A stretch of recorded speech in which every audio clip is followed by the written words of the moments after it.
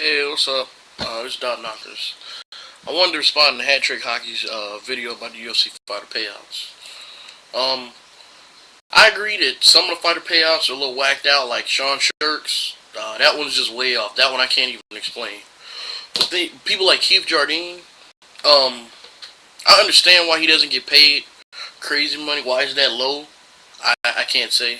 I'd say it should at least be 20. But I mean, the reason Keith Jardine got paid so low is because it was really just supposed to be a squash match. People thought Chuck was going to knock him out. Um, it's not. I wouldn't even say it was really. I mean, obviously it was a main event, but the pay per view really didn't mean anything. The only thing it meant was it was the coming of Shogun and it was the return of Chuck.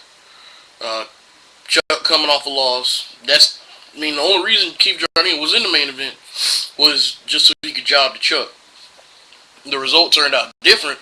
I understand what you're saying about they split it between the percent of who wins or whatever. And but I understand why Keith Jardine got paid that much because he's coming off a loss to Houston Alexander, which is a TKO. Um, he has another loss that was I think 2 or 3 fights ago. Um, the one thing I will say is Forrest Griffin. Forrest Griffin got paid more than he did for that. I think Forrest Griffin is just as bad as Keith Jardine when it comes to win loss. But the reason I guess Chuck gets paid so much and Tito gets paid so much and these people that get paid these huge amounts of money is because they've already established themselves. Maybe if Keith Jardine puts together some kind of winning record, gets the title, he might get paid that kind of money. Will it be that kind of money? No, I doubt it. But it'll be up there. I mean, it'll be a lot higher than it is. And you got some guys such as Silva, who's getting cheated out of some money. I agree with that.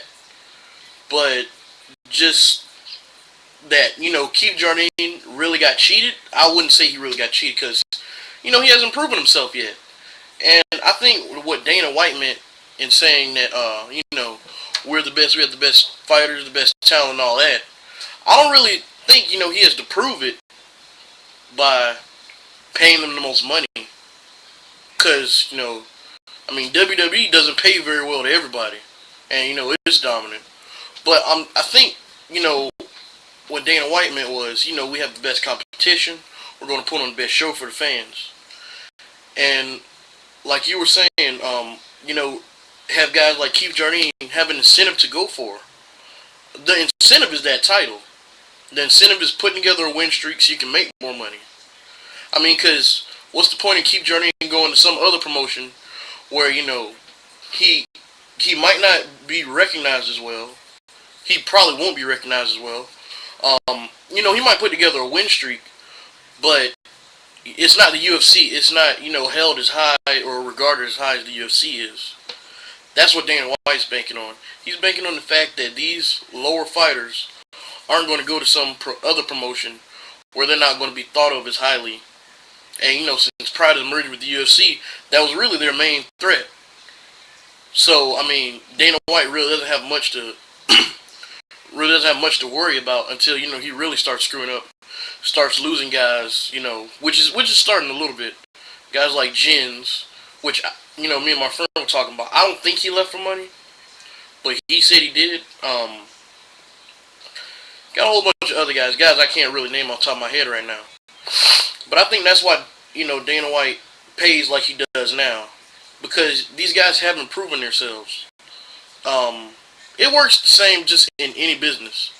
I mean, I get what you're saying, but if Keith Jardine got paid that much, it would seem like he was an NFL player. Like, if he had one crazy season, he feels like he should get a contract boost. I'm not saying that Keith Jardine feels like that, but I'm just saying that's what it would seem like. He get a huge contract boost for just being in the main event. I mean, then it's going to come down to like boxing, like some guy had a comment on your page about that. It would come down like boxing with those huge, crazy contracts, which 90% of those people don't deserve. So I think Dana White's really trying to make these guys work. I I don't, fault him for not paying crazy amounts to everybody. Should he reduce some of the higher guys, the revenue generators? Maybe some, but that's what he banks on. Banks on making money, and these guys who really haven't proven themselves, it's like he doesn't have anything to worry about. But this is my first response video. It's kind of a little jumbled up because I was kind of nervous. So check it out, Patrick.